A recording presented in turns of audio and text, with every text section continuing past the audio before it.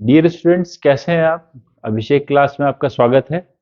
और आज जो है हमारा दूसरा दिन है रीजनिंग का। रीजनिंग में दूसरे दिन के चैप्टर में हम लोग लेकर के आए हैं कैलेंडर। एक बात मैं आपको बता दूं कि थोड़ा सा क्या है कि जो भी मैं अभी आपको रीजनिंग में करा रहा हूँ, थोड़ा सा शॉर्टकट में करा रहा हूँ, थोड़ा जल्दी में करा रहा हूँ, है ना, क्योंकि आपका एग्जाम नजदीक है। लेकिन जैसे ही एग्जाम निपटेंगे एक एक करके, तो उसके बाद हम थोड़ा सा इसको वाइड तरीके से और अच्छे तरीके से समझ समझ के पढ़ेंगे। भगवान करे उससे पहले ही आपका सिलेक्शन हो जाए वैसे, लेकिन फिर भी है ना, मैं बता रहा हूँ आपको। और अभी कैलेंडर वाले चैप्टर से जैसे मैं आपको एक प्रश्न कराऊंगा, उसके बाद आपके मन में कुछ सवाल आते हैं, कोई क्वेरीज आती हैं, तो आप नीचे लिख दीजिए, है ना, कमेंट्स में लिख दीजिए। तो मैं उसको उसी तरीके से आपको अगले दिन की क्लास में बता दूंगा, ठीक है। चलिए शुरू करते हैं कैलेंडर चैप्टर। कैलेंडर चैप्टर शुरू करते हुए सबसे पहले हमारे दिमाग में जो बात आती है वो आती है लीप वर्ष की, है ना, कि लीप वर्ष को कैसे ज्ञात करें। तो लीप वर्ष को कैसे ज्ञात करें या लीप वर्ष कौन से होते हैं, ये एक इंपॉर्टेंट बात होती है, ठीक है जी। लीप वर्ष अब कैसे ज्ञात करें कि लीप वर्ष है कि नहीं है। मान लीजिए सन 2001 है, हमें ज्ञात करना है कि ये लीप वर्ष है कि नहीं है। तो हम क्या करेंगे, 4 से भाग देंगे। तो 4 पंजे 20। अगर कुछ शेष बचता रहेगा, शेष बचेगा, तो ये लीप वर्ष नहीं होगा, ठीक है।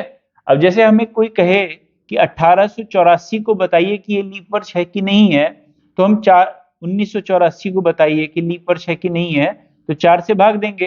तो 4 चौक 16, 4 पंजे 20, 4 छिंग 36, 4 पंजे 20, 4 छिंग 24, 4 सत्ते 28, 4 अठे 32, 4 9 36। 2 और 4, 4 तिया 12, 4 चौक 16, 4 पंजे 20, 4 छिंग 24। अब ये देखिए पूरा का पूरा कट गया। जो पूरा का पूरा कट जाए, वो वाला जो सन होगा, वो लीप वर्ष कहलाता है। लीप वर्ष, लीप वर्ष का मतलब क्या होता है, जिसमें कि फरवरी 29 की होती है और वो साल 365 दिन का होता है, ठीक है, उसे लीप वर्ष हम कहते हैं। और जैसे ये वाला वर्ष था, इसमें एक शेष बच रहा था, तो ये लीप वर्ष नहीं है। बस यही एक तरीका होता है, 4 से भाग दीजिए, शेष नहीं बचेगा, तो लीप वर्ष होगा। और लीप वर्ष हर 4 साल बाद अपने आप को दोहराता है। जैसे कि मान लीजिए यहाँ पे हमने निकाल लिया है 84 लीप वर्ष है, तो अब 1988 लीप वर्ष होगा। फिर उसके बाद 1992 लीप वर्ष होगा। फिर उसके बाद 1996 लीप वर्ष होगा। फिर सन 2000 लीप वर्ष होगा। अब इसमें क्या होता है कि 4 से भाग दिया तो हमको लीप वर्ष पता चल गया।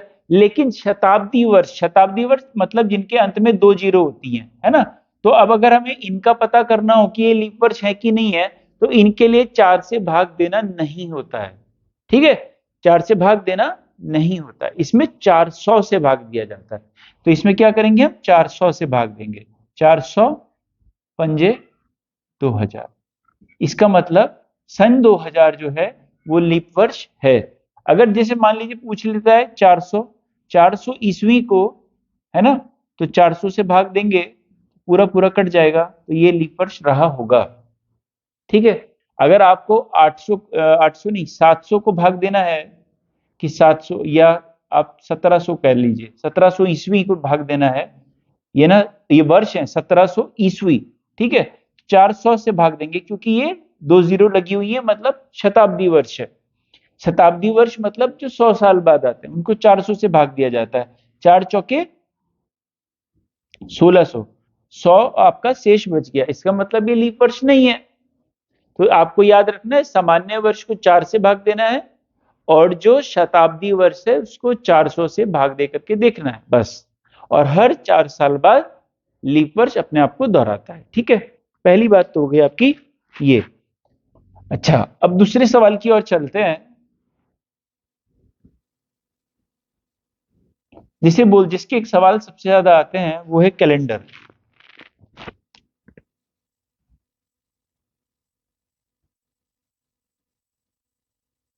ठीक है जी, कैलेंडर।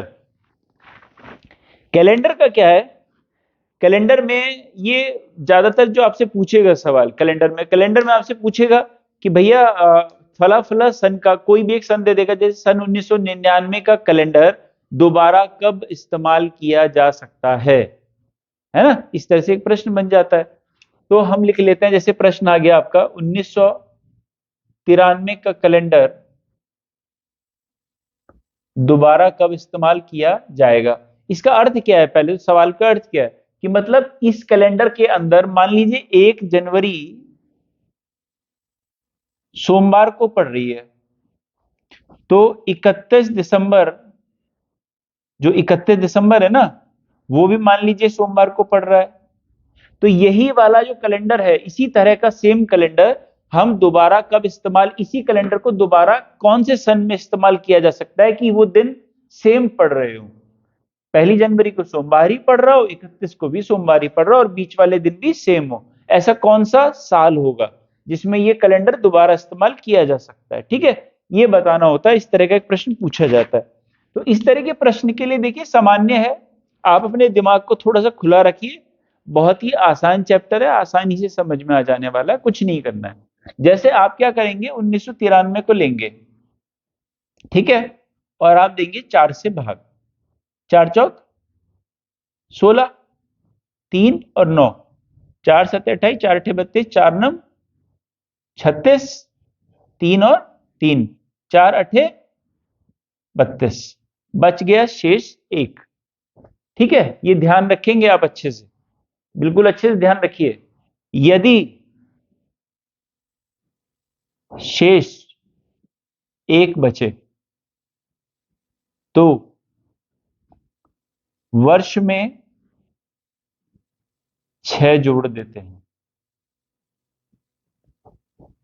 मतलब यहां पे आप क्या करेंगे, 1993 में हम 6 जोड़ेंगे, 6 और 3 9, मतलब 1999। ठीक है, सिंपल है बिल्कुल, कि अगर एक शेष बच रहा है तो आपको 6 जोड़ना है, और 1999 में आप 1993 का कैलेंडर को दोबारा से इस्तेमाल कर सकते हैं।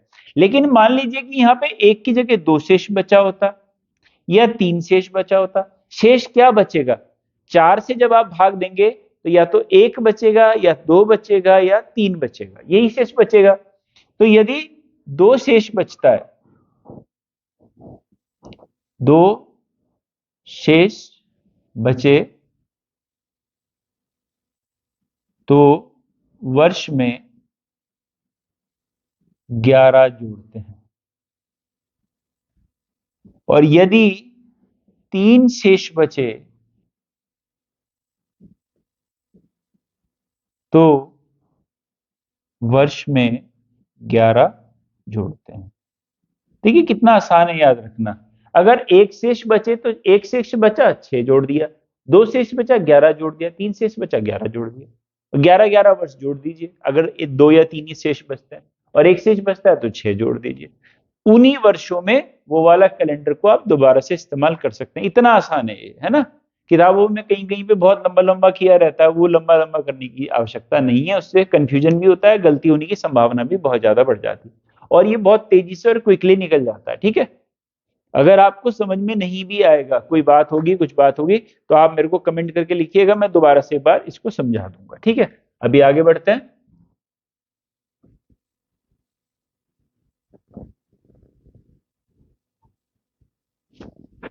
एक तीसरी तरह का प्रश्न, उसमें क्या है, अतिरिक्त दिन निकालना। अतिरिक्त दिन की संख्या, अतिरिक्त दिन निकालना। ये कुछ नहीं है, अतिरिक्त दिन निकालने का मतलब हुआ कि मतलब ये सवालों में इस्तेमाल होता है। कोई प्रश्न आएगा, उस प्रश्न के अंदर ये इस्तेमाल हुआ अतिरिक्त दिन, है ना, उसमें 7 से भाग दिया जाता है कि कोई किसी से 178 दिन बड़ा है, फलाना ठिकाना, तो उसमें अतिरिक्त दिन निकालने में क्या करते हैं हम, सीधा जैसे 178 है तो उसमें 7 से भाग देते हैं, 7 दूनी 14 और 15 16 17, ये 7 7 6 42, 7 पंजे 35, 36 37 38, 3, तो 3 अतिरिक्त दिन हो जाते हैं। तो हम जितना वो बड़ा होता है तो उसमें सोमवार मंगल बुध करके आगे या पीछे जा करके कर लेते हैं। अतिरिक्त दिन इस तरह से होते हैं, 7 से भाग देना होता है। इसमें आप छोड़ दीजिए, इसको कुछ भी करने की आवश्यकता नहीं है। एक सीधा प्रश्न आपसे पूछा जा सकता है कि 30 दिन में अतिरिक्त दिनों की संख्या बताइए, की संख्या बताइए, है ना। 30 दिन में, तो आप क्या करेंगे, अतिरिक्त दिनों के लिए केवल 7 से भाग देंगे।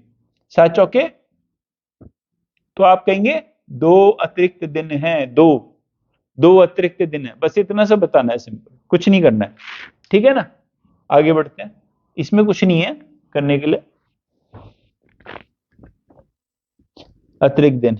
अच्छा, एक प्रश्न है, साधारण वर्ष में, हाँ बता, मैं समझा देता हूं, देखिए साधारण वर्ष होता है, एक होता है लीप वर्ष, साधारण वर्ष, एक होता है लीप वर्ष। यहां भी 1 जनवरी होगी और 31 दिसंबर होगा। 1 जनवरी होगी, 31 दिसंबर होगा। आप खाली समझिए इस चीजों को ना, छोटी छोटी चीजों को समझ लीजिए, इन्हीं से आपके प्रश्न और सवाल हल हो जाएंगे ऑटोमेटिक। देखिए 1 जनवरी जब साधारण वर्ष होगा, जब लीप वर्ष नहीं होगा, मतलब फरवरी 28 की होगी, तो 1 जनवरी को मान लेते हैं कि सोमवार होगा, तो पहला दिन जो होगा वही अंतिम दिन होगा। आप चाहे कैलेंडर उठा के देख भी लीजिएगा घर में। ठीक है, जो पहला दिन होता है वही अंतिम दिन होता है। और लीप वर्ष में क्या होता है कि यदि यहां सोमवार है, तो यहां तो 29 की फरवरी है, एक दिन बढ़ा हुआ है, तो यहां पे सोमवार की जगह पे मंगलवार हो जाता है। ठीक है, ये कब काम आता है, जब लंबे लंबे हमको सवाल निकालने होते हैं, उस जगह पे ये काम आ जाता है। लेकिन ये छोटे सवाल के तौर पे इसी तरह से भी आ सकता है कि 1 जनवरी को सोमवार है, तो 31 दिसंबर को क्या दिन पड़ेगा। लीप वर्ष का दे देगा किसी का कि सन 1984 में 1 जनवरी को सोमवार था, तो 31 दिसंबर को क्या होगा। आपको क्या देखना पड़ेगा कि लीप वर्ष है कि नहीं है। लीप वर्ष अगर है तो एक दिन आपको ऐड करना पड़ेगा। ठीक है, ध्यान से इसको समझिए। चलिए आगे बढ़ते हैं। मैं थोड़ा हो तेज तो नहीं चल रहा, मुझे समझ नहीं आ रहा है वैसे, लेकिन आप थोड़ा सा ध्यान रखिएगा कि बिल्कुल अटेंटिव रहिए। अच्छा, आगे बढ़ते हैं। एक और तरीके का प्रश्न आता है कि नवंबर की पहली तारीख सोमवार, यदि 1 नवंबर को सोमवार है, इसमें अतिरिक्त दिन वाली बात आ जाएगी। सोमवार है तो 25 नवंबर को क्या होगा बताइए। तो इसमें ना हमें अतिरिक्त दिन की आवश्यकता भी नहीं है, इसमें हमें सिंपल क्या करना पड़ता है, 1 नवंबर लिख लीजिए आप, 1 नवंबर, और इसको इसको इसमें क्या पड़ रहा है आपका, सोमवार पड़ रहा है। अब आप कीजिए +7 +7 +7, सोमवार पड़ता जाएगा। देखिए +7 कीजिए, 1 और 7 +7, 8 आ जाएगा ना, तो 8 तारीख को क्या पड़ेगा, सोमवार पड़ेगा। वही दिन रिपीट हो जाएगा +7 करके। फिर +7 कीजिए, तो क्या होगा, 15, 15 तारीख को क्या पड़ जाएगा, सोमवार पड़ जाएगा। फिर आप +7 कीजिए, 7 5 12, 22, 22 को क्या पड़ जाएगा, सोमवार पड़ जाएगा। ये सोमवार पड़ गया। आपसे कब का पूछ रहा है, आपसे पूछ रहा है 25 तारीख को कौन सा दिन होगा। 22 के बाद 23 24 और 25, 23 24 25, यहां सोमवार है, मंगल बुध और बृहस्पतिवार, बृहस्पतिवार होगा। एकदम निकल गया कितनी आसानी से।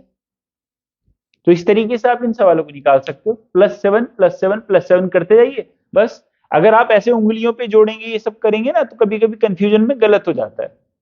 और ये ध्यान रखेंगे, अगर आप +7 +7 +7 करके वही दिन रिपीट होता है, बस इसको आपको याद रखना है। ठीक है, आगे बढ़ते हैं।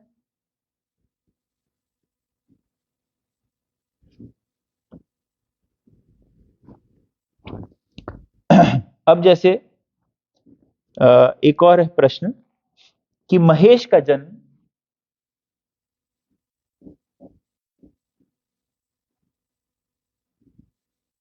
इस सवाल को ध्यान से देखिएगा, है ना। महेश का जन्म 19 नवंबर 1981 को हुआ।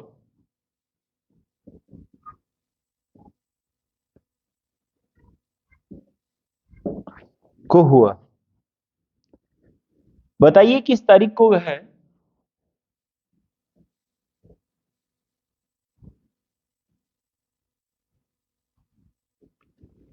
24 साल 3 माह 15 दिन का हो जाएगा। 24 साल 3 माह 15 दिन का हो जाएगा। ये वाला प्रश्न अगर इस तरह का कोई प्रश्न पेपर में आता है ना, तो हम लोग हाथ पैर फूल जाते हैं। कैलकुलेशन पे कैलकुलेशन, पेज पे पेज भर दिए, उल्टा सुल्टा सब हो गया, बीपी हाई हो रखा है, पसीने निकल गए कि भैया ये सही होगा गलत होगा। और आपके जितने जवाब आ रहे होंगे वो सारे जवाब वहां आपको मिल रहे होंगे। सबसे बड़ी समस्या ये है। तो आपको क्या करना है, देखिए बिल्कुल स्थिर रहिए। आपको सवाल का जवाब आता है, आपको करना सिखाया हुआ है, तो आपको कैसे करना है देखिए। 1981 नवंबर कौन सा महीना होता है? 11वां। और तारीख क्या है? 19। इस तरह से लिख लीजिए। अब वो क्या कह रहा है? 24 साल, साल के नीचे साल आएंगे। 24 साल, साल के नीचे साल, कितने महीने? 3 माह, महीने के नीचे महीने, और 15 दिन, दिन के नीचे दिन। और इनको जोड़ लीजिए, सिंपल तरीके से जोड़ लीजिए इनको, है ना। 4 और 1 5, मतलब 2005। पहले तो ये आ गया, फिर आ गया 11 के बाद 12 13 14, 14 यहां आ गया, और ये आ गया आपका 34 आ गया। इतना यहां तक कर लीजिए। अब इसके बाद हम स्टार्ट करते हैं यहां पे। क्या 14 महीने होते हैं? नहीं होते हैं। तो हम इसमें से क्या करेंगे? 12 महीने घटा देंगे। कितने महीने बचेंगे? 2 महीने बचेंगे। 2 महीने बचे। अब यहां से जब आपने 12 हटाया, तो वो पूरा 1 साल बन गया। वो 1 साल उठा करके यहां जोड़ दिया, कहीं तो जाएगा। 1 साल यहां जोड़ा, तो ये बन गया 2006। अब ये देखिए, 34 दिन होते हैं किसी महीने में? नहीं होते हैं। तो इसमें से कितने दिन निकालें? कितने दिन निकालें? यहां पर जो महीना आया है उतने ही दिन निकालने पड़ेंगे। अब देखिए, महीना आ गया फरवरी का। देखिए सवाल भी खतरनाक आ गया कि महीना फरवरी का आ गया। अब फरवरी 28 भी होती है, 29 भी होती है। कैसे पता लगाएंगे? इससे, 2006 से। ये सामान्य वर्ष है या लीप वर्ष है? 2006 सामान्य वर्ष है ना। आप देख लेंगे 4 से भाग करके, तो 2006 कटता नहीं है। तो 2006 सामान्य वर्ष है। सामान्य वर्ष है तो 28 की होगी फरवरी। तो इसमें से आप 28 माइनस कर लीजिए। 28, तो कितना बच जाएगा आपके यहाँ पे? ये बच जाएगा आपका 6। 6 यहां बच जाएगा, और ये 28 जो है पूरा एक महीना बन करके यहां जोड़ देंगे इसको, और ये आ जाएगा 3। तो ये आ जाएगा 6 मार्च 2006। ये आपका जवाब हो जाएगा। 6 मार्च 2006 बिल्कुल सही है। ये आपका जवाब हो गया। ठीक है, इस तरह से इसको किया जाता है। अगर आप कंफ्यूज हैं, कोई भी समस्या होगी, आप मुझे कमेंट में लिख करके भेजिए। तो उससे क्या होगा कि मैं आपको दोबारा से ये चीज करके दिखा दूंगा कि भाई ऐसे ऐसे किया जाता है। कोई कंफ्यूजन अपने मन में नहीं रखना है, बिल्कुल क्लियर रहना है। ठीक है, ये इंपॉर्टेंट सवाल है बहुत ज्यादा, और आ भी सकता है पेपर में। ठीक है, हटा रहा हूं मैं इसको। एक बार इसको देख लीजिएगा बस। एक बारी में आता नहीं है, मुझे ऐसा लगता है कभी कभी। लेकिन अगर आपने पहले किए हुए हैं ना, तो आपके लिए बहुत आसान होगा ये। ठीक,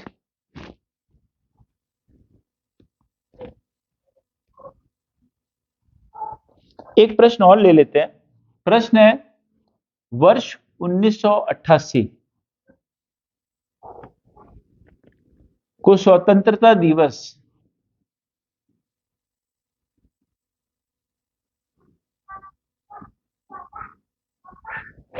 स्वतंत्र बुधवार को मनाया जाता है, को मनाया जाता है। तो 1989 में यह किस दिन मनाया जाएगा, या किस दिन पड़ेगा? ठीक है, ठीक है, पूरे एक साल की बात कर रहे हैं। जैसे कि बात करें हम 1 जनवरी से 1 जनवरी अगले साल के लिए, है ना। तो हम क्या कह रहे थे इसमें, देखिए समझने वाली बात आ जाएगी। 1 जनवरी से 31 दिसंबर। ठीक है, जो दिन यहां पड़ेगा वही दिन यहां पड़ेगा, पहली बात। लेकिन ये तो इससे एक आगे की पूछ रहा है ना, 1 जनवरी की पूछ रहा है। तो क्या कर रहा है ये कह रहा है स्वतंत्रता दिवस मतलब कब? 15 अगस्त। 1988 कब पड़ रहा है? बुधवार को पड़ रहा है। तो कह रहा है अगले साल 15 अगस्त 1989 है ना, 1989 ये किस दिन पड़ेगा? तो हमको ये देखना है पहले तो कि इसके बीच में कहीं लीप ईयर वाला मामला तो नहीं है। तो जो इसमें फरवरी आ रही है ना वो 1989 की आ रही है, जो कि सामान्य वर्ष है, इसलिए लीप ईयर से कोई मतलब ही नहीं है। आगे बढ़ना है हमको सीधे कि ये बुधवार को पड़ रहा है, सामान्य वर्ष है। अगर ये जैसे 1 जनवरी से 31 दिसंबर सेम डे रहते हैं तो 15 अगस्त से 14 अगस्त बुधवार बुधवार रहेंगे और ये पड़ जाएगा आपका बृहस्पतिवार को। बिल्कुल क्लियर है, समझ में आ गया?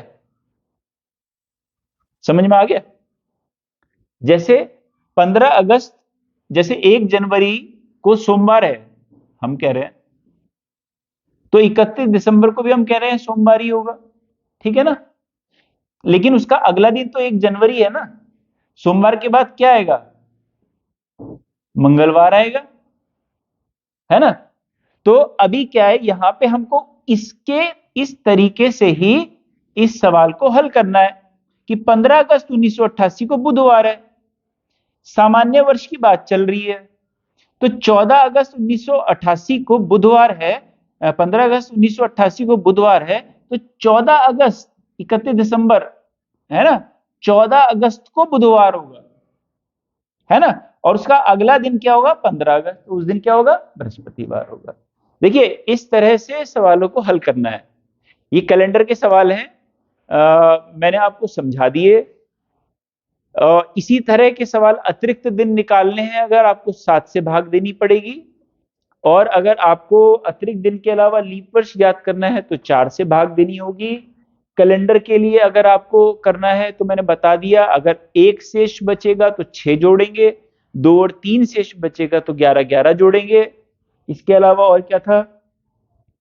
बाकी इतना कोई महत्वपूर्ण नहीं है। जो मैंने आपको बताया, एक पूरा प्रश्न लिख करके, वो प्रश्न आप देख लीजिएगा अच्छे तरीके से। अगर आपको समझ में नहीं आएगा तो दूसरे एक और सैंपल लेकर के दोबारा से इस सवाल को कर लेंगे, है ना? तो आज के लिए इतना ही काफी है। बहुत बहुत धन्यवाद।